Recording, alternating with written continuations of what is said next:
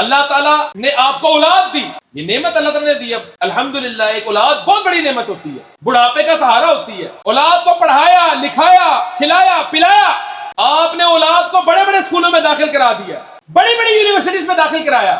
اور یہ تو عام ہم دیکھ رہے ہیں، جن لوگوں نے اپنی اولادوں کو بڑی بڑی یونیورسٹیز بڑی بڑی کالجز میں داخل کرایا، اسی اولاد نے اپنے بوڑھے والدین کا ہاتھ پکڑ کے جب ان کی ضرورت ختم ہوئی ان کو اولڈ ایج ہوم میں پھینک گئی. نعمت کا شکر کیا ہے؟ اولاد کو دین نہیں سکھایا. شکر ادا ایسے ہوتا ہے کہ اولاد کو دین کے راستے پہ چلاتے، قرآن سکھاتے، دین سکھاتے. اور اسی بارے میں اللہ تعالیٰ نے کہہ دیا وَلَئِن كَفَرْتُمْ إِنَّ عَذَابِي لَشَدِيدٌ.